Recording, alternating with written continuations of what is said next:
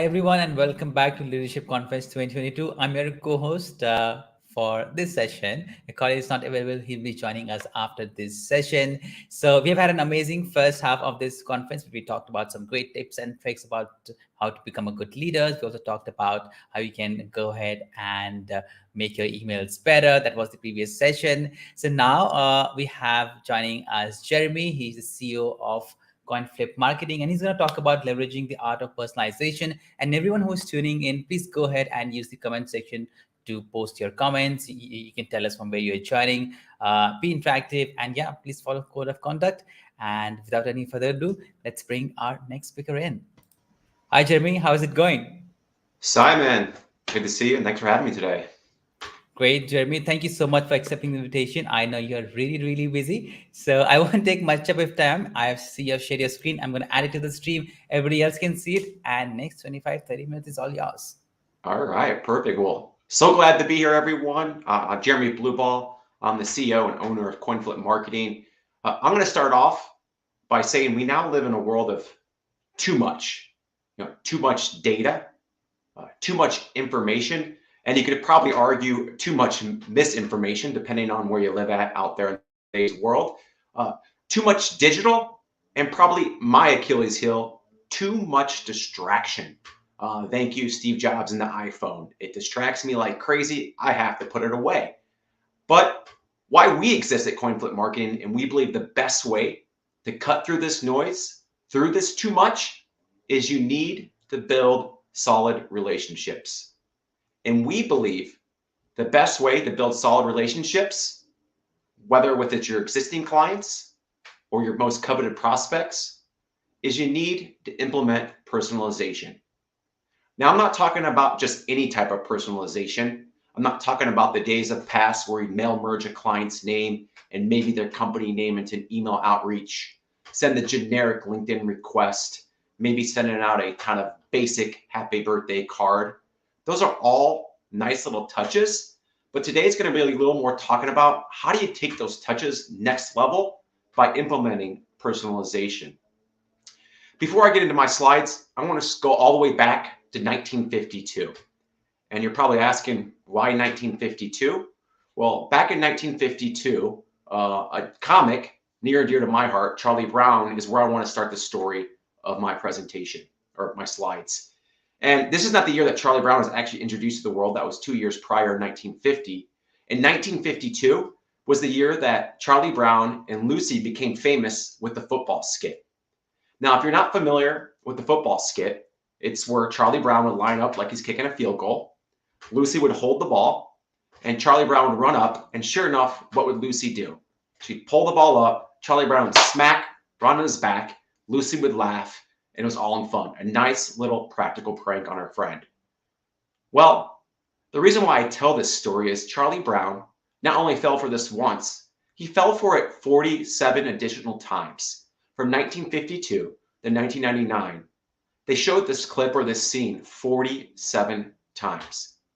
To everyone listening, this is Albert Einstein's true definition of insanity. Doing the same thing over and over and expecting a different result. Charlie Brown simply thought Lucy would hold that football. She never did, and every single time, flat on his back. Now, my next slides, I come up here in a second, for those who might be experiencing some insanity, saying, hey, you know what? My emails, like Kim might be talking about from an earlier presentation, just aren't getting the responses that I would like. Well, maybe some personalization might help those emails. Or my outreach to my best clients, those happy birthday cards or those happy birthday gifts or whatever you're sending to your clients to say thank you, happy birthday, happy anniversary, just aren't getting the responses that you thought. It might be time to implement coin flip personalization. Or let's say you manage a team of people who do outreach like this. Think of a sales manager who runs a desk or whatever case may be, and you're not getting the results based off of what you're teaching. It might be time to implement some coin flip personalization. So first slide, our motto here at Coin Flip Marketing is called flip the odds in your favor. I named Coin Flip Marketing back in 2016. I came up with the name, didn't take my company live until 2019. I simply called it Coin Flip Marketing because when we implement strategies for our best clients, We want to give you odds better than a coin flip. Heads, tails, 50%. We want to be better than 50%. We think if you're going to outreach to your best potential clients or your best potential prospects, we want to give you those odds and flip those odds in your favor. Well, my first bullet point there, marketing and prospecting is not a game of chance. Sometimes the best way to have a chance is to make a change. In Kim's 7 steps earlier, she talked a lot about some of these little steps that you can make to simply just make a change to give yourself a chance. We're going to talk about some changes simply going left when everybody else is going right from digital to really give yourself a chance when it comes to all and out, really kind of beat your competition out there. Second, implementing the art of personalization can magnify what we call your return on relationship. Think of those best clients you have in your book of business. Kim talked about referrals and a few other people talked about earlier today. Referrals are the best way to get an introduction to someone. Well, how do you get those referrals? We believe really kind of focusing in on your best clients, knowing things about them, and leveraging that data so you simply can maximize your return on relationship. And last, be different, stand out. No one remembers the ordinary. One of my favorite people to follow right now is the owner of the Savannah Bananas. If you haven't followed them, check it out. Savannah Bananas on LinkedIn. This guy wears a yellow suit. Has changed the way that things are done. He simply said, I'm going to be different. And he simply turned that, I think it's less than single A baseball team around simply to a juggernaut to be dealt with that everybody wants to get tickets to. Being different can help you stand out. And if you implement personalization, you can really move the needle. So why does personalization work? I put 4 bullet points up there. I'm going to talk a little more about the looking glass self here in a second. So imagine if I were to show you a picture, and it's a picture of a baseball game. And within that picture, let's say there's 35,000 people maybe looking down from a blimp. And I were to say, you know what, Simon, you're in that picture. Well, what is the person most likely Simon going to do? Well, Simon is going to look for himself. This is why we believe when we implement personalization, you want to use pictures. Pictures are powerful. People love to see how the world views them. And when you use pictures and say, hey, Simon, you're the world's greatest dad, or Simon, world's greatest, whatever the case may be, and say, this is what I know about you, or this is what I found out about you, once again, can take those outreaches or your relationships to the next level. The second bullet point there, to quote one of my favorite people, Dale Carnegie, a person's name to that person, or excuse me, person's name to that person is the sweetest, most important sound in any language. When you use people's names in fun, unique ways, people tend to respond in a very positive way. One example I can share with you later here if you're interested. We love to do a lot of photoshopping here at CoinFlip Marketing for our clients. People love to see their names. Example, let's say I, Jeremy Blaubaugh, am a huge St. Louis Cardinals fan, which I am, and I'll explain in a second. I would love to get a card in the mail that had a picture of my name with Jeremy Blaubaugh on the St. Louis Cardinals baseball jumbotron. Huge effect. I'm going to respond to that. You did the research, you used my name. I love to see that. The last two, it shows that you care and it shows that you're different. And one I didn't put on there, which I think I want to talk a few seconds about, is the most important. It shows when you use personalization that the client or that prospect, it means so much more to you as your business than to the bottom line. It shows that you care, shows that you're different, and shows that you're so much more to them to the bottom line. It truly separates you, from all the other typical outreaches, typical things that they get. Take a step back. When's the last time that you got something that was very highly personalized? My guess is you responded, and you responded in a very positive manner. You probably showed a bunch of people. You probably talked about it. You might maybe even actually posted on social media. Here at CoinFlip Marketing, those are the types of effects that we want to implement when we implement personalization.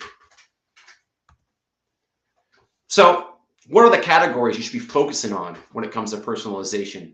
This is a piece I can send as follow-up to anybody listening. Just shoot me an email and I'll provide it at the end of the day. There's the word of personalization. There's 8 different things that we really want to focus on when it comes to knowing our clients. And on the back of this piece, which I put on here, is actually a box where you can actually document everything you know about your clients so that you can leverage this information to your advantage. So pets, one of my favorite outreaches to talk about. People love their pets. Heck, some people love their pets more than their kids. I know these people, they exist. When you talk about their furry friends and leverage that and talk about it with them, it puts you on a pedestal above any other type of personalization or outreach or communication that they've ever received. Hobbies on there are probably the next big one that you really want to focus on. People are very passionate about their hobbies, whether it be gardening, knitting, baseball card collecting, whatever their hobbies are, the more you know about it, the more you can ask questions about it, the more you can personalize how you deliver what you want to deliver to that individual. Once again, it can take your outreach to another level. And the last I'll go there, I would say, is probably sports teams or vacation habits, and kind of the third, the ones you really need to leverage.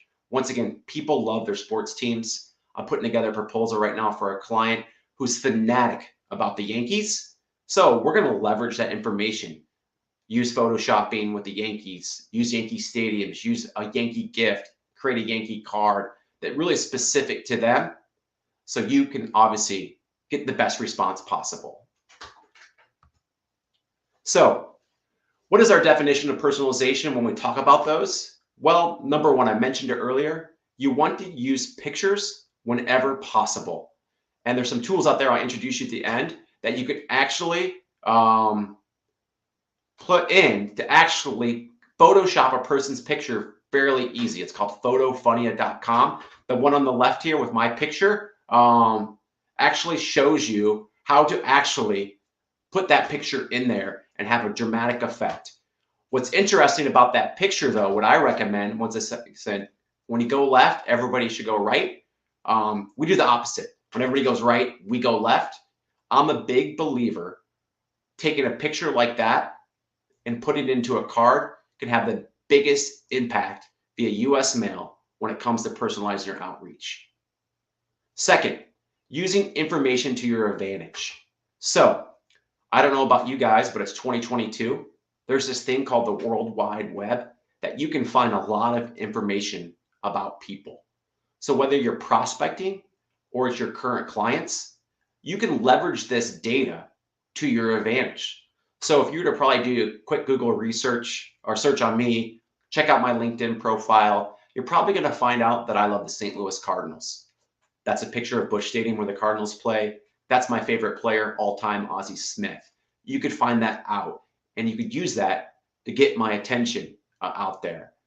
What's great though, with this World Wide Web, people might say might be creepy, it's weird. Well, I put this data out there. I want people to know it. I want people to leverage this data when reaching out to me. Here's the other side of it. If it's your current client and they've been clients for 10 plus years and you happen to go on their Facebook page, the client's not going to think it's creepy that, hey, I knew you're the St. Louis Cardinals fan. Jeremy probably just took notes of me over the last 10 years that he knew I was a St. Louis Cardinals fan and leverage that data. Third, always tailor the message to each individual. For those who tuned in earlier, Alan showed a picture of the Coach K note. That's exactly the type of outreach that you want to have, the type of impact you can have, not only when you tailor the picture on the card, but you tailor the note, has dramatic effect. Third, which I didn't put on here, fourth, I didn't put on here, if you really want to have a dramatic impact, take kind of personalization to the whole next level. It's going to cost a little bit more. You do a card, personalized message, and a personalized gift. Can take it all to the next level. So what I like to talk about the gifting, and this gets into the point, if you truly want to elevate your outreach, especially from a prospecting standpoint, you need to implement these three things. And I call it USP gift giving or USP strategy. And that's unique, surprised, and personalized. And why I do that on here and talk about it, you can see there is my name. I'm a golfer too. Right there, if you're a golfer, that's the Masters leaderboard. That's my name on top. That's my name on the top left. Looks like I'm having a heck of a round on -5 through 5 holes. This is the type of personalization that we're talking about. The great thing You can reach out to me. We have a ton of templates that you can kind of get yourself cut into. I would love to share those with you. Have a conversation on how you do this stuff for your clients. So talk about the typical cold outreaches. I have on there cold emails. The average person now receives 146 per day. That's the average person. The people that you're reaching out to, busy executives, busy business owners, are probably receiving 250 to 300 emails a day. To stick out, to get their attention, you have to be different. And doing things like this, photoshopping names, using pictures, can get their attention way faster and help you build a relationship quicker than typically how you've done it before in the past. Cold calls. I'm a big believer cold calling's dead. You can challenge me all day with that. And the reason why I say that, I have a cell phone.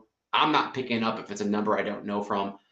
Everyone I talk to is pretty much the same way. Not saying it can't work. It's not going to work on me, but personalizing your outreach to that person, like we're talking about now, can break through that noise.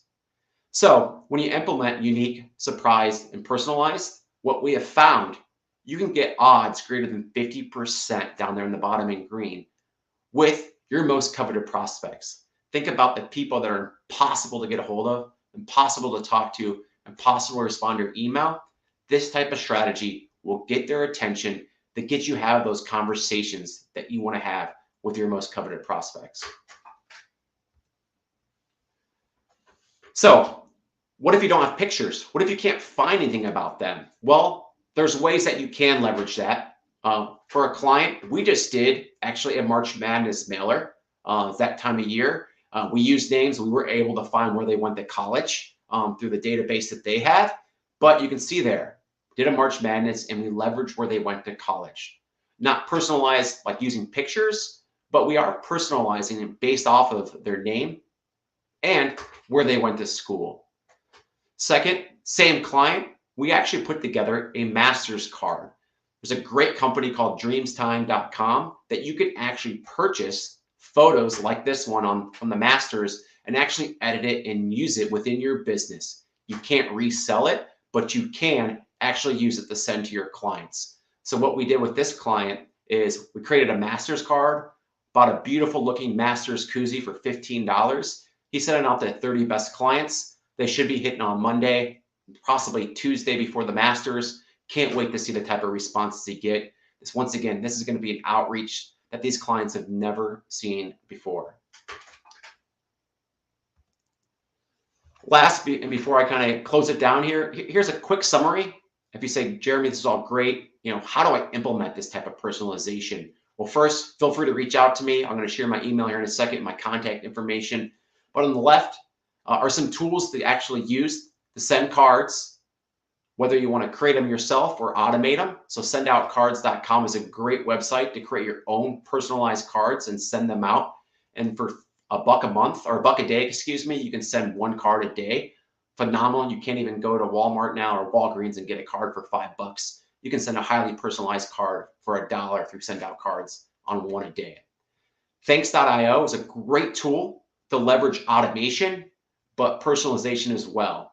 You can actually do those March Madness cards or that Masters card I just showed you a few seconds ago and actually automate that. And with the click of a button, using your CRM and connecting those tools, send out a bunch of cards to your favorite basketball fans and your favorite golfers. Canva.com, I believe Kim talked about this as well. Canva is an unbelievable tool for those who aren't creative to kind of just scour their kind of website to find some ideas to personalize. One of the tools I love to use in there is magazine covers. I love to Photoshop people's faces onto magazine covers and change the name of the magazine. So if it's a financial advisor, I'll Photoshop their name or their face and put on top finance magazine. Or let's say if they're a baseball card collector, I'll put baseball card magazine. Great tool. All you have to do is have a picture and be able to obviously click on your mouse and change names and things of those nature. Very quick and easy tool to use. And I mentioned it earlier in our comments, photofunia.com is a great tool to get some newspapers that you can Photoshop, street signs, New York Times Squares, bulletin boards, whatever you want to use. It's in there. I think they got 750 different templates to use to actually kind of implement personalization very fast. Once again, all you need is a picture saved. You load the picture up, poof, click download, and you have a personalized picture that you can use to send to your best clients or your most coveted prospects. And then if you want to up it a lot and say, hey, I want to get that response rate north of 50%, the best places to actually buy some personalized gifts are Etsy, Zazzle, and Personalization Mall. All great websites. You can pretty much personalize anything you could possibly think of within those websites. Last, as you can tell on the right there, I have a little bit of sense of humor. We don't always implement personalization. Just kidding, we always do. We're big believers here. As hope you can tell through my comments and what we showed you. We're very, very passionate about this. On the left there is my contact information. You can find me on LinkedIn when you just type in Jeremy Blaubaugh or CoinFlip Marketing. Down there in the bottom, it might be hard to see, is my phone number. Feel free to text me. It's 574-360-3431. We work with clients in two ways. And I'll leave you with that, and we'll turn it back over to Simon or Colin. Number one, where we do most of our work, a lot of people come in and say, Jeremy, this is all great. I love what I just saw. I would love to do that with my client base. I just don't have the time. We actually do the work for you. You provide us the list of the people you want to wow, people that you want to do some USP gift giving, and we put together the packages for you and send them on your behalf. The other tool that we have is we do some consulting. We set up 3 one-hour calls and actually sit down with you and walk step by step on what to do, how to implement the tools, and help you implement personalization that gets you results. So that's what I have for today, Simon. Colin, thank you so much for having me. If you are interested about personalization, please feel free to reach out. Love to help in any capacity possible. That was awesome, Jeremy. Thanks for sharing. And, there's a lot of people listening on different platforms, but I'm talking to all of you. Like, there is so much there for us to use in our lives. Like, you gave us so many different websites and tools and ideas and longer term strategies and tactics, shorter term. That was just really, really well worth the listen, and very generous of you to share all of you shared. So thank you. Yeah, no problem. Thanks for having me. So, all right, I have 2 questions for you. Sure. First one is, when like, one of the fears that you addressed is people will say, oh my God, what, are you stalking me? Like, how did you know that? How do your clients handle that when they do get it? If they ever do get it, I imagine it rarely happens, but if they do get it, how would you suggest they have that conversation? Yeah, so I've done north of 4,000 USP gift giving mailers personally for clients. I've had it happen twice. And it wasn't necessarily that they didn't appreciate it. It was more the client who I did it for, that person had told them, hey, stop sending me stuff. I told you to take me off my list and I got this.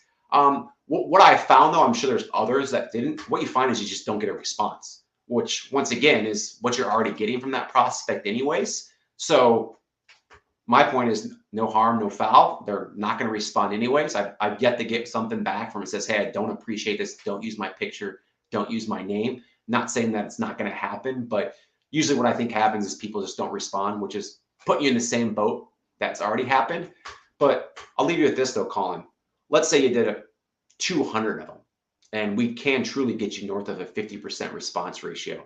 So that's 100 people that you've never spoke to, and one gets mad. I'm going to take those odds all day long. Even if 5 get mad at you and say, don't ever do that to me, most likely those people weren't going to work with you anyways, but you just got 100 new conversations going that you didn't have with game changers within your business. I believe the return that you get for the risk that you take here is so great that even if you do upset someone, you're still going to win in the long term. Yeah. I've implemented some of this stuff, and I'm a big believer in what you do and what you suggest others to do. I'm a very big believer in it. I don't think I've ever had it. Like, sometimes I'll get people like, how the heck did you know that? And I get that. And then I said, if I'm doing my job, I probably should be pretty prepared, shouldn't I? Like, Yeah. if I'm reaching out to you. So yes, I thought that was awesome. Well, and not to interrupt. So let's say if I was like, obviously you and I have dealt with financial advisors over the year. Let's say I was an advisor and you've been my client for 10 years, Colin.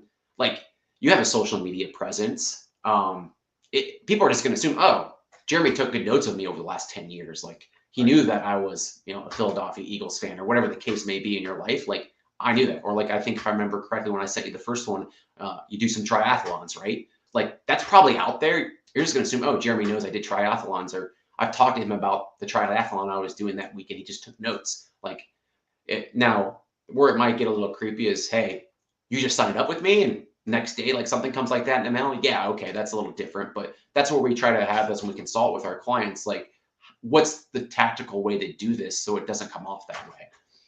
Yes. Okay. Last question, and then listen for your answer. I'm very interested in it. Is share the math with us. Like, how long does this take? So let's say I love what you do. In order for me to be successful, how long is it going to take me to do this for? Let's say I have 50 prospects. How long is it going to be to put together a personalized message for each one of those 50, just so I can get that straight in my head if I'm not going to hire you, but I am going to take your advice? Oh boy. So 50 of them, I mean, kind of doing just the message or the card, or what kind of like what I do. Is that what you're asking? Not what you do. You have a very strong, elaborate, successful program. I'm just saying, so my outreach, I put learn what they do, put together something on Canva, and then send that to them via email and regular mail. Let's just say I do that. Give me an estimate. Is it 5 minutes per person? Is it 10 minutes? I mean, I probably you can probably get it down to 10 minutes per person. I think at first it's going to take you a good 30 minutes to an hour to kind of figure out where to look, where to get that information. But I think once you've done 10, 15 of them, you're going to start to really kind of fine tune it and get it down to maybe 10, max of 15 minutes, and go from there. And, what I tell people to do, especially like on the verbiage, is really kind of have a template within that verbiage, but then also to have like maybe 2 places that you can implement personalization. So it's scale, but kind of not quite scale, if that makes sense. Yeah. That's great.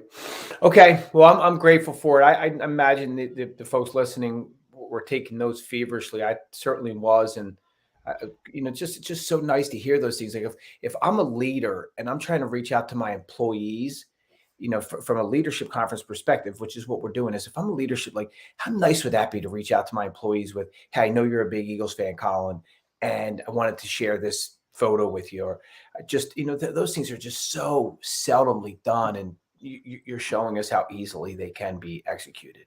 Yeah, that's I mean, we talk more about from just the prospecting outreach. I spend a lot of time with clients. How do you implement this for your employees too, right? This is not just to be done from your outreach for your best clients. This should be done internal.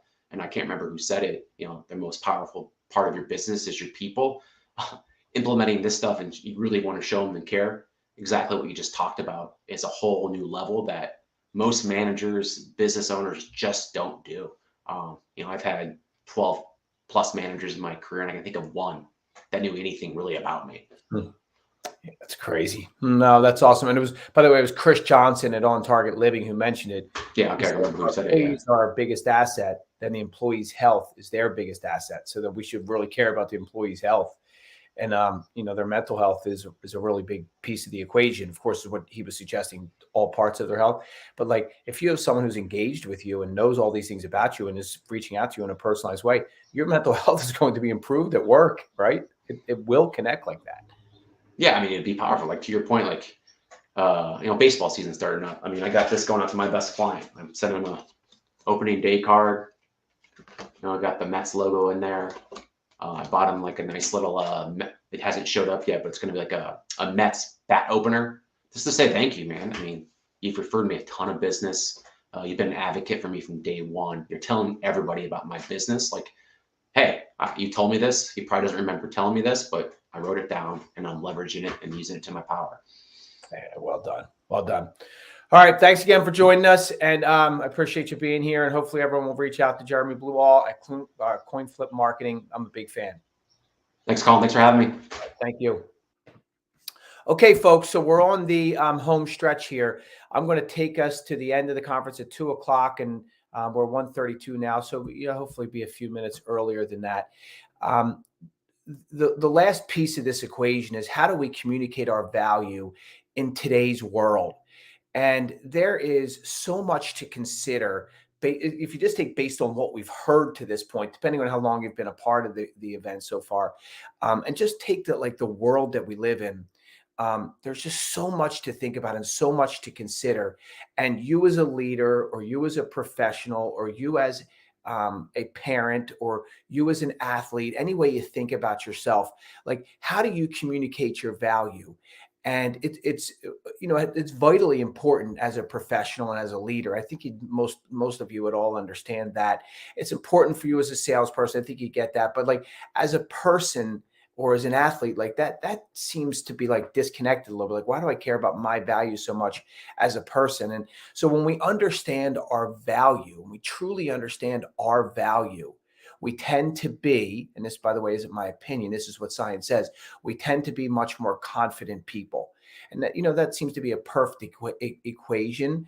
And that tends to help us improve our relationships. And by improving our relationships, helps us live longer. And so, like, think about this idea of like, am I successfully able to communicate my value? And if I am, that means I truly understand my value. And so how do I truly understand my value so that I can communicate my value, so that I can, live my best life, to use an overused expression these days on social media. So I'm going to share a few slides with you, tell you a little bit more about our organization. And I'm real excited to do all of that. So the branding, which of course is this communication of your value pieces, is at the heart of what we're going to talk about today. And I'll start with like who Developing the Next Leaders is. And for most of you who are dialed in now, I know many of you through our 7 Minutes to Better Selling podcast. I know some of you through working with us from a coaching perspective. I know some of you through the training programs we've done and learning development programs we've done for your organizations. And so I'm going to tell you just in a brief way of who we are, for those who don't know who we are, and for those who do know, just remind you of some of the work we're doing. So Developing the Next Leaders started back in 2015 is when we actually opened our doors. And we opened our doors as a charity, a 501c3, that is designed to take people who are leaving the military, people who have served this country so bravely and are looking to make a successful entrance into the financial services industry. We believe that the next leaders should come from people who are servant leaders. For example, we believe these people should be well organized, focused, driven, and be strong leaders, not managers of people, but leaders of people. And that was the theory back in 2015, and that has only expanded and blossomed into what we've become today. So Developing Next Leaders has added a for-profit piece to the equation, where we coach entrepreneurs and folks from all walks of life on how to communicate their value, how to brand themselves better, how to differentiate their message in a very noisy or crowded market. And so that's what we're going to talk about today. And so as we move along to the next slide, you'll see I was involved with, or have been part of, 2 books. And so the first book on the left there is called Practice Matters. And that is exactly how advisors create efficiency in their lives.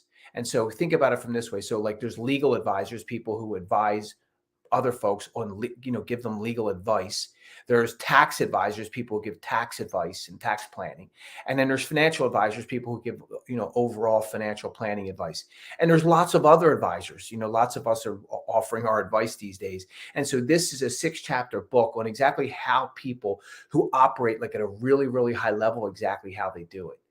And then the second book on the right, which is the Better Business book, and this is a fun one. It takes 100 entrepreneurs and says, okay, what's your best story? What's your best idea? And how well can you tell that? And then they put us all together in a room and help us work through telling that story in the best way possible for the reader.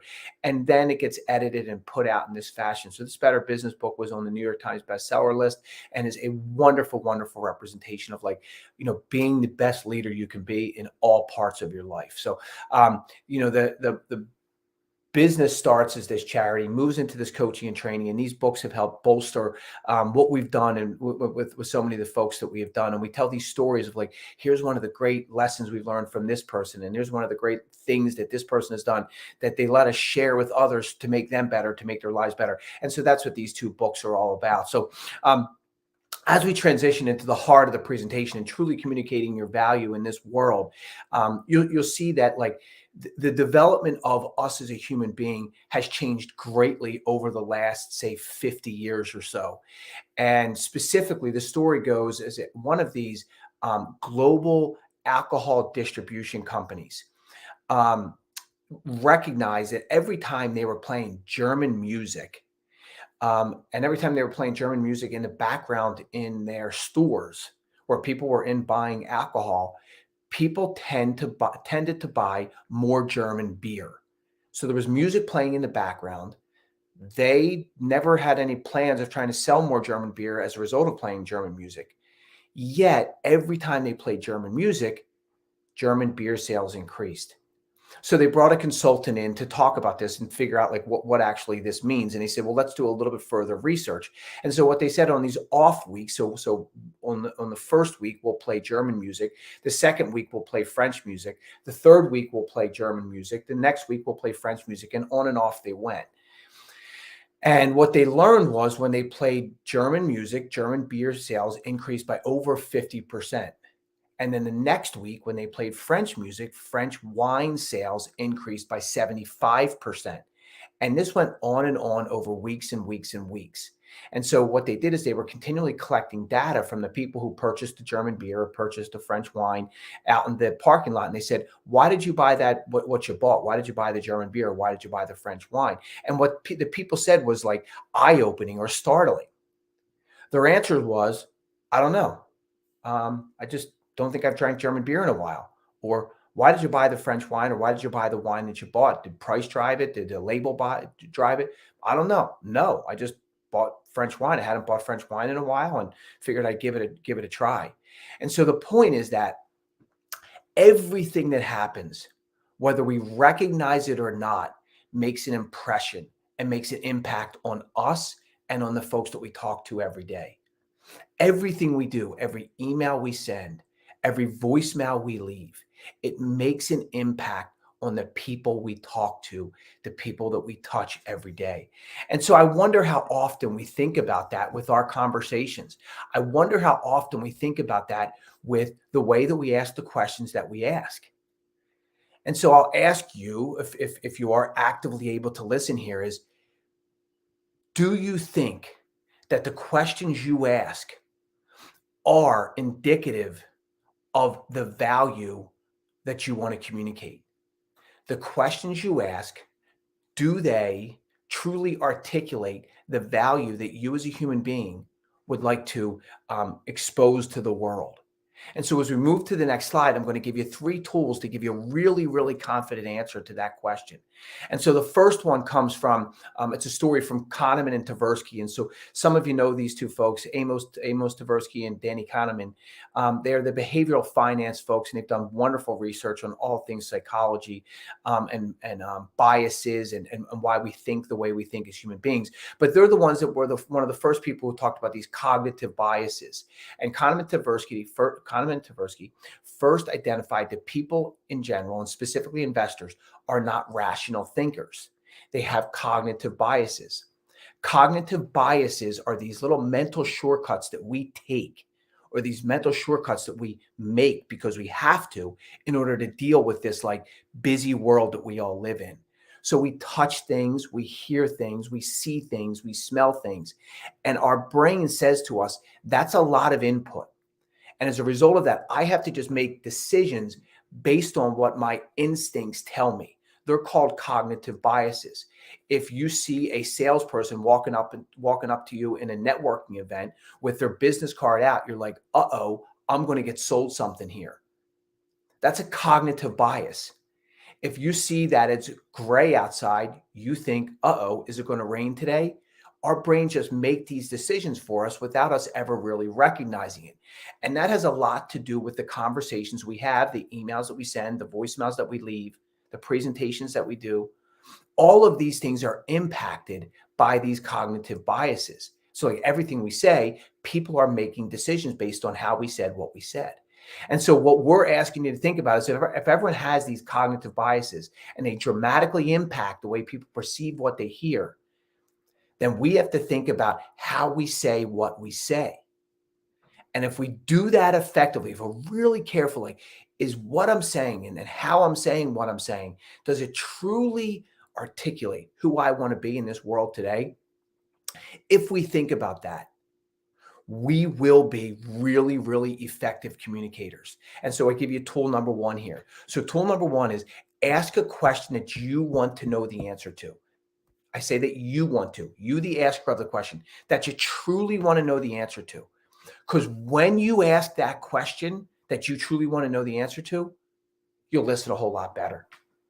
And when you listen a whole lot better, boy, are you communicating something different than most other people in our world today. Lots of us ask questions. Lots of us ask questions that we think we know the answer to. So then we stop listening. In fact, like, it happens on the phone a lot. Like, you ask someone a question.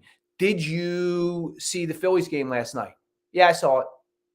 No one, it's just an instinctive response. Now, did you see the Phillies game last night? And what did you think of what happened in the third inning? That's a totally different question. And it elicits or inspires a different level of conversation. So thought number one is ask a question you want to know the answer to. If you truly want to know the answer to it, you're going to listen a lot better, which pushes us to point two. Point two says Princeton, over the last 50 plus years, have been studying the evolution of the human mind. And over the last 2 million years, we have developed what is the majority of our brain, or the majority of our mind. And the majority of that mind, which they consider mind one, as you can see on the green there, is instinctive. It's like these cognitive biases.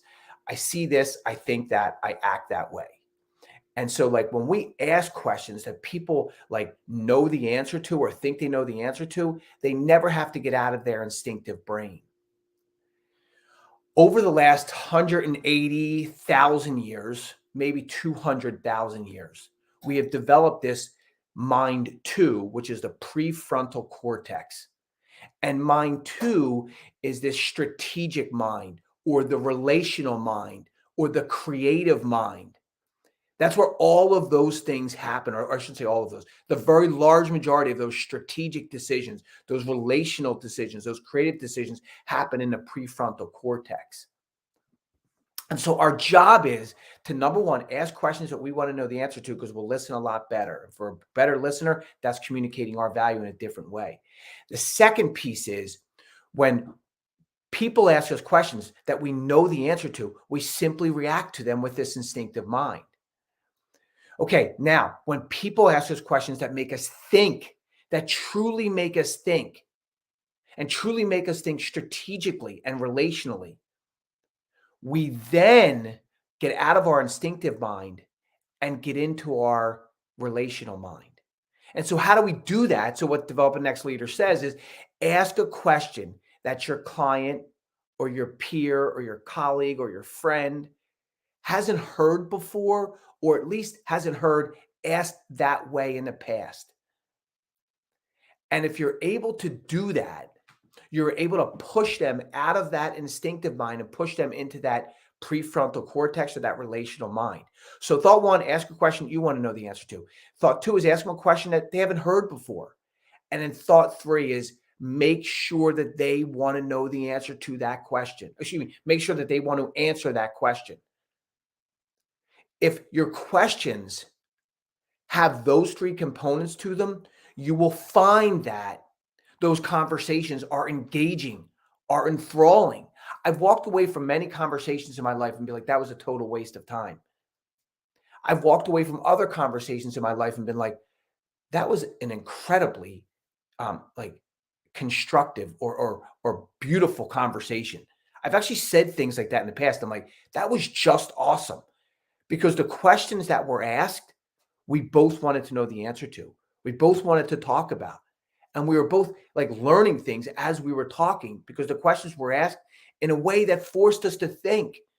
And that is the essence of excellent conversation today. That is like the core of communicating your value today, if you can master these three things. And so I'll share a story with you that highlights like our ability to do these things in light of any situation. And you say, well, geez, Colin, that's a big statement. In light of any situation, can I really ask a question that elicits these three things? And we would say yes. And so I like to do adventure races, and I like to do endurance events and different things like that. And so in 2018, I was doing a 5-day endurance event up in Maine, the Maine Adventure Race. And it was from the top of Maine all the way down to like southern New Hampshire, 300 plus miles, kayaking, hiking, orienteering through the woods, and mountain biking. Had to find different checkpoints in the wilderness. It was really an amazing event. So in the morning of day 3 of the event, it's about 5 o'clock in the morning, 4:30, 5 o'clock in the morning. And I wake up. And unfortunately, I wake up in the back of an ambulance, unknowing where I am. And what wakes me, what like jolts me, is the bumps, because I'm coming down the side of a mountain in the back of this ambulance, and I'm getting poked with a needle. Someone's trying to put an IV in me. And I look over and I said, "Is this the first time you've ever put an IV in?" I asked a question that was harsh at the time. I was scared. I didn't know who the person was. I hadn't communicated with them in the past. And I asked them a closed-ended question that they didn't want to answer. And I didn't really care about the answer to the question either. I wanted to take a shot at this person. And then I said, after no response, "Do you know what you're doing?" No response again. And all of a sudden, I recognized that I need to communicate my value to this person. This person needs to know that I have 3 children and a wife, and this person needs to know that I want to live, because I felt absolutely positively worse than I've ever felt in my life. In fact, I prayed. I prayed that this was not my last moments on this world. That's how ill I felt. And so I had that conscious thought, and thank God I did. And I said to him, "How do you even work in such a difficult situation with us bouncing down this mountain, me as stressed as I am, and you working in this small confined area?" I asked him a question that I wanted to know the answer to, that he wanted to talk about. He wanted to say, this is really difficult. Give me a break here. I'm doing my best to try and save your life." And so I said, "How? How?" And when I asked him that how question, he started answering. And he started telling me it's not the easiest thing to do. But as long as I have the patient relaxed, which you are now becoming, which is good to see. They had me strapped down. I have the patient strapped down, and we stop with these bumps, I can get the IV in there. My next question was, "Will you share with me, please, the 2 or 3 situations you've been in that are worse than this one? That are worse than this one?" He smiled. He laughed. And before he ever had a chance to answer, the IV went in my arm. I figured out at that time that anytime, no matter how challenging the situation, how complex or confusing the environment that we're in, if we ask these questions that get people out of their instinctive reactive mind, and we get people using the front of their mind, we are able to truly communicate our value, or you're able to communicate your value. It wasn't long before he was asking questions. "Do you have children? Tell me about your children." He knew I wasn't feeling well. "Tell me about your children." He wanted to remind me of what I was saying, what I knew I needed to know, which is I needed to live. And that conversation lasted all the way till we got to the emergency room and then ultimately the ICU. And then, as you know, since I'm standing here, he saved my life. And so the idea of us being able to communicate our values starts with the way we ask questions and the way that people react to the questions we ask. And remember, it's how we ask and what we ask. And we give you those 3 tools. Make sure you want to know the answer, make sure they want to talk about the answer, and make sure you're asking in a way that they haven't been asked it in the past. So as we move over to the next slide, you'll see one of the things that we as human beings have to deal with is this big challenge. Well, this slide's a little messed up there, Simon. But the point is all the same. One of the things that conspires against us is we as human beings tend to ask closed-ended questions when we most need to ask an open-ended question. Now, closed-ended questions aren't all bad. I know that's one of the things that people talk about a lot is closed-ended questions are a problem. Too many people ask closed-ended questions. Those things are true, but not when you dig deeper into them. Closed-ended questions can be effective when used at the right parts or the right points in conversations.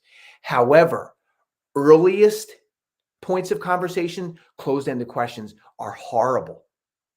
When we're asking someone to do something, closed-ended questions are way less effective.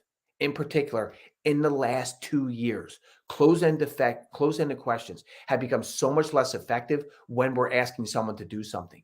And here's what I mean by that is 20 years ago, you could say to someone, "Are you going to do business with me?" And people reacted well to that or reacted with a better response than they do today.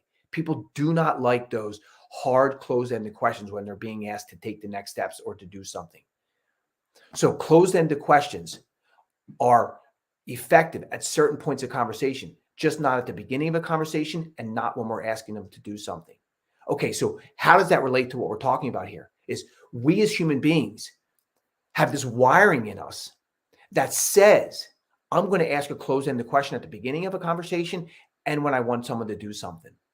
Will you do this for me? That's a yes or no. Can you do this for me? That's a yes or no. At the beginning of a conversation, is now a good time? Do you want me to try later? Do you work with? Are you a? So very early on in our outreach to our prospects, our outreach to our clients, when we're in a networking situation, at the earliest points and at the most complex points of conversation are when we most need to ask open-ended questions. And it's when we as human beings, our wiring has us ask closed-ended questions. So what I'm going to ask you to do is to think about it. So Colin, I need to number one, have 3 components to every conversation, every question I ask, which number 1 is I have to want to know the answer. 2, they have to want to answer it. And 3, as I've mentioned, ask it the way they haven't been asked in the past. Now, I need to take that and ask it early on in a conversation, and I need to ask it when I'm ultimately trying to close them or ask them to take the next steps. So something like, thank you. So I'm reaching out to someone, says, are you the person I should be talking to? Is thanks so much for taking a minute to talk. How best to communicate with the person who makes decisions on? How best to communicate with them? Well, cold calling is not the right answer. That's if you're cold calling. Okay, well, how else would you recommend that I do this? Then they start opening up. We've asked a question in a way that they have never answered it before. Never been asked it before and never been forced to answer it before in their lives. And we truly want to know the answer. You will listen wonderfully. They will talk and share. Early on in conversations, do your best to ask open-ended questions. Stay away from closed-ended questions. Later on in a conversation, when you're wrapping up meetings or wrapping up the conversation, ask open-ended question. How best to stay in front of you with this? How best to continue to communicate our value to you and your practice, you and your business, you and your friends, you and this group you belong to? How best to? That gets people out of their instinctive and gets them into their relational brain. And if you're able to do that, you're able to so quickly communicate your value that you value communication. You value the relationship. You value the resources you bring in the relationships you have. And it's not the easiest thing to do, but awareness is important, number 1. And then once you have that awareness, now you have the tools to overcome it. You want to know the answer. They want to talk about the answer and ask in a way that maybe they haven't heard in the past. And so we'll move over to one more slide and then we'll bring this whole thing together here. We'll do these last 2 slides because they connect with one another. Is in the past, we have been able to use other platforms to get out there and communicate our value. Like cold calling has had its place for a long time in the sales world or the leadership world. I could call people and say, hey, I'd like you to work for us if I'm a sales leader looking for more people to work with me. If I wanted more clients, I could call people, and that used to work. I used to do seminars. You get into a room and you try and get 5,000 people to come in and tell your story. Those things aren't working in this COVID world. And so advertising and buying books of business and all these things used to work over the last, say, maybe 30 years.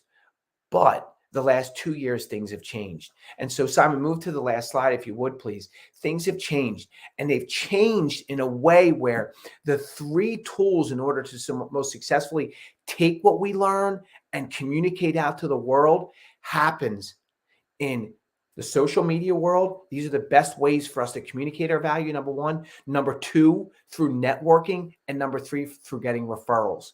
And these things have all been mentioned, which is a wonderful way to close our session for the day. But these things have all been mentioned, from Alan to Chris to Kim to Jeremy, and now you're hearing it again. Social media, networking, and building a successful referral source are the most successful ways to build a practice.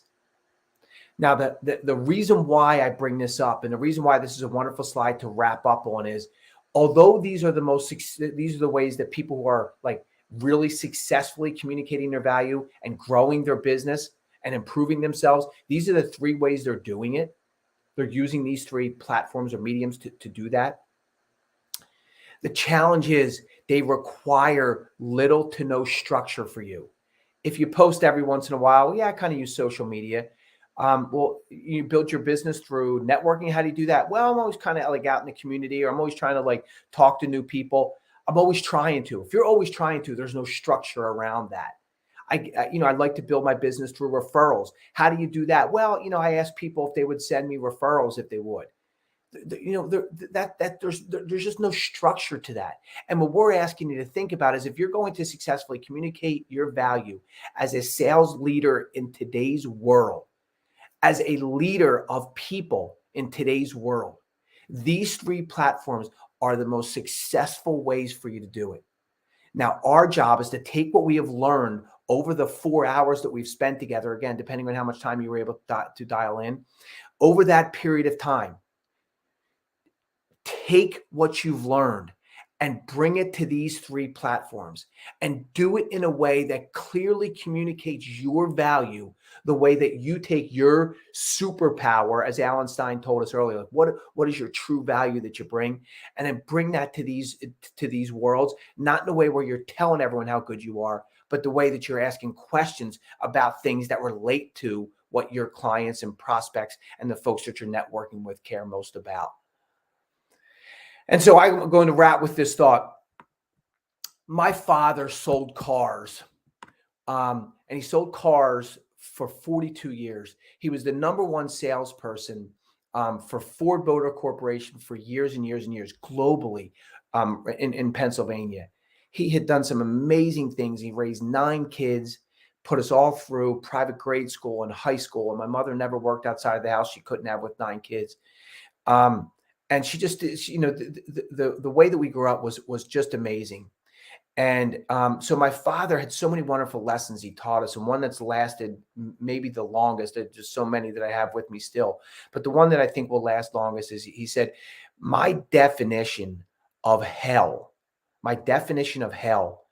is when you die, the person you became meets the person you could have become.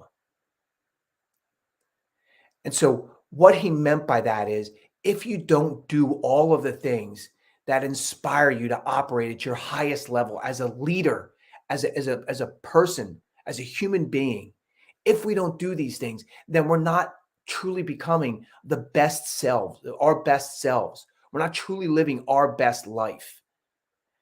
And so, like, every day I think about, what am I doing to become the person that is like my ideal, or is my hero, or is my best self? Because when I die, I want the person I become to be the person I could have became. I want them to be the same person, and that will be heaven for me. Simon, thanks so much for running a wonderful show, and thanks everyone for joining us. Hope to see you again next year at the Developing the Next Leaders and C# Leadership Conference. Good selling, everyone.